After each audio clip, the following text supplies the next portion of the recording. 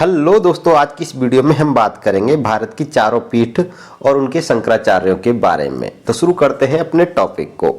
देखिए दोस्तों, भारतीय धर्म ग्रंथों में बद्रीनाथ, द्वारका, जगन्नाथपुरी और रामेश्वरम की चर्चा चार धाम के रूप में की गई है। 8वीं सदी में भक्ति आंदोलन के आदि पुरुष कहे जाने वाले संत शंकराचार्य अपने दर्शन के प्रचार प्रसार हेतु भारत की चार दिशाओं में चार मठों की स्थापना करते हैं। ठीक है, तो याद रखना है कि भारत की चारों दिशाओं में चार पीठों की यानी चार मठों की स्थापना किसने की थी? शंकराचार्य ने की थी। आज की इस वीडियो में हम इन्हीं चार मठों से संबंधित महत्वपूर्ण जानकारी को जानेंगे। तो शुरू करते हैं पहले मठ से। सबसे पहला मठ है हमारा ज्योतिर्मठ, जिसको ज्योतिष पीठ या जोशी मठ के नाम से भी जाना जाता है, और यह भारत की उत्तर दिशा में अवस्थित है। शंकराचार्य द्वारा स्थापित यह पहला मठ है यानी पहली पीठ है। यहाँ उन्होंने सहतूत के पेड़ के नीचे तप किया और उन्हें ज्ञान यानी ज्योति की प्राप्ति हुई थी। इस कारण इसका नाम ज्योतिर्मठ पड़ा और आगे चल के इसका अपभ्रंश रूप जोशी मठ हो गया था। इस पीठ की जो अवस्थिति है यह बद्रीनाथ में अवस्थित है और ये उत्तराखंड के चमोली जिले में पड़ता है। समर्पित भगवान यह पीठ भगवान श्री विष्णु यानी उनके बद्री रूप को समर्पित है। ज्योतिर्मठ को स्वर्ग का द्वार भी कहा जाता है। नेक्स्ट पॉइंट में देखते हैं कि ज्योतिर्मठ का ज्योतिर्मठ का जो महावाक्य है अयम आत्मा ब्रह्म, अयम आत्मा ब्रह्म ज्योतिष मठ का क्या है? महावाक्य है। और इस मठ के अंतर्गत अथर्ववेद को रखा गया है। आपकी जानकारी के लिए बता दूं, भारत के चारों मठ यानी भारत के चारों पीठ चारों वेदों का क्या करती है? प्रतिनिधित्व करती हैं। तो ज्योतिर्पीठ किस वेद का प्रतिनिधित्व करती है? अथर्ववेद का प्रतिनिधित्व करती है, और यहाँ पर अथर्ववेद रखा गया है। ज्योतिर्मठ के अंतर्गत दीक्षा ग्रहण करने वाले सन्यासियों के नाम के बाद गिरि, पर्वत और सागर संप्रदाय नाम का विशेषण लगाया जाता है। इस मठ के पहले मठाधीश यानी शंकराचार्य त्रोटकाचार्य थे। इस मठ के वर्तमान में 45वें मठाधीश यानी शंकराचार्य स्वामी अविमुक्तेश्वरानंद सरस्वती हैं।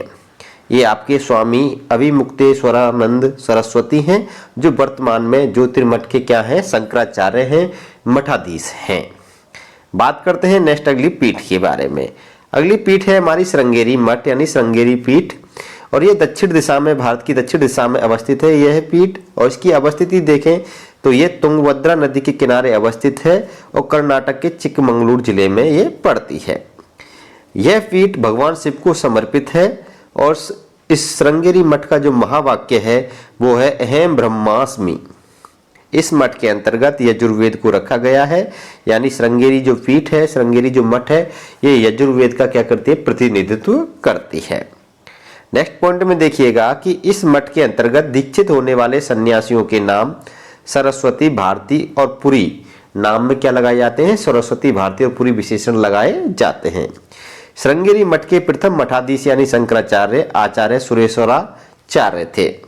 श्रृंगेरी मठ के वर्तमान मठाधीश यानी शंकराचार्य परम पूज्य जगत गुरु श्री भारती तीर्थ हैं, जो यहाँ पिक में आपको दिख रहे हैं। वर्तमान में ये क्या है? श्रृंगेरी मठ के शंकराचार्य हैं। नेक्स्ट पॉइंट में देखिएगा कि नेक्स्ट अगली जो पीठ है वो है हमारी गोवर्धन पीठ यानी गोवर्धन मठ, और ये भारत की पूर्व दिशा में अवस्थित है। और इसकी अवस्थिति देखें तो ये उड़ीसा के पुरी में अवस्थित है। यह समर्पित है बलराम और सुभद्रा को। यह पीठ समर्पित है भगवान श्री कृष्ण के भाई बलराम और बहन सुभद्रा को। यह जो पीठ है गोवर्धन पीठ समर्पित है। इस मठ का यानी इस पीठ का जो महावाक्य है वो है प्रज्ञानम ब्रह्मा। इस मठ के अंतर्गत ऋग्वेद को रखा गया है, यानी गोवर्धन मठ ऋग्वेद को क्या करती है? प्रतिनिधित्व करती है। नेक्स्ट पॉइंट में देखिएगा कि इस मठ के अंतर्गत दीक्षित होने वाले सन्यासियों के नाम के बाद वन, आरण्य विशेषण लगाए जाते हैं। गोवर्धन मठ के पहले मठाधीश यानी आदि शंकराचार्य के प्रथम शिष्य पद्मपादाचार्य थे। ठीक है, तो गोवर्धन मठ के जो पहले मठाधीश थे वो शंकराचार्य के पहले ही शिष्य थे, पद्मपादाचार्य। उनको इस मठ का क्या बनाया गया था? पहला मठाधीश बनाया गया था। और गोवर्धन मठ के जो वर्तमान मठाधीश यानी शंकराचार्य श्री निश्चलानंद सरस्वती हैं, और ये 145वें नंबर के इसके क्या है? शंकराचार्य हैं, मठाधीश हैं गोवर्धन मठ के। यहाँ फोटो में आप देख सकते हैं।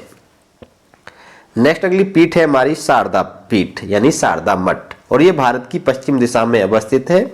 इसकी अवस्थिति है गुजरात के द्वारिका में। ये गुजरात के द्वारका में अवस्थित है और ये भगवान श्री कृष्ण को क्या है, समर्पित पीठ है। और इस पीठ का, इस मठ का जो महाकाव्य है वह है तत्त्वमसि। इस मठ के अंतर्गत सामवेद को रखा गया है, यानी शारदा मठ यानी शारदा पीठ सामवेद का क्या करती है, प्रतिनिधित्व करती है। नेक्स्ट पॉइंट में देखिएगा कि इस मठ के अंतर्गत दीक्षा ग्रहण करने वाले सन्यासियों के नाम के बाद तीर्थ आश्रम विशेषण लगाए जाते हैं। शारदा मठ के पहले मठाधीश हस्तमालक यानी पृथ्वीधर थे, जो शंकराचार्य के 4 प्रमुख शिष्यों में से एक थे। शारदा मठ के वर्तमान मठाधीश यानी शंकराचार्य सदानंद सरस्वती हैं, जो 80वें नंबर के इस मठ के क्या हैं, मठाधीश हैं। ये बात आपको याद रखनी है, या फोटो में आप देख सकते हैं। नेक्स्ट पॉइंट में हम देखेंगे आदि शंकराचार्य के बारे में थोड़ा बहुत जानेंगे। कुछ महत्वपूर्ण बातें मैं आदि शंकराचार्य के बारे में भी आपको बता देता हूं यहाँ पर कि आदि शंकराचार्य कौन थे और आदि शंकराचार्य ने ये चारों पीठें स्थापित की थी। तो देखिए, आदि शंकराचार्य का जन्म 788 ईस्वी में कलाड़ी में हुआ था और ये केरल राज्य के कलाड़ी में इनका जन्म हुआ था। इनकी मृत्यु 820 ईस्वी में बद्रीनाथ में हुई थी। इनके प्रथम गुरु का नाम था गोविंद योगी भागवत पाद। इनका जो दार्शनिक मत था वह अद्वैतवाद था, यानी आदि शंकराचार्य ने अद्वैतवाद दर्शन का प्रतिपादन किया था। आदि शंकराचार्य के द्वारा स्थापित संप्रदाय का नाम था स्मृति संप्रदाय।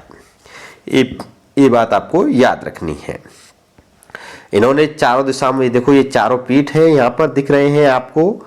ये चारों पीठों की स्थापना आदि शंकराचार्य ने ही की थी। नेक्स्ट पॉइंट में देखिएगा इनके उपनाम। इनको प्रच्छन्न बौद्ध कहा जाता है।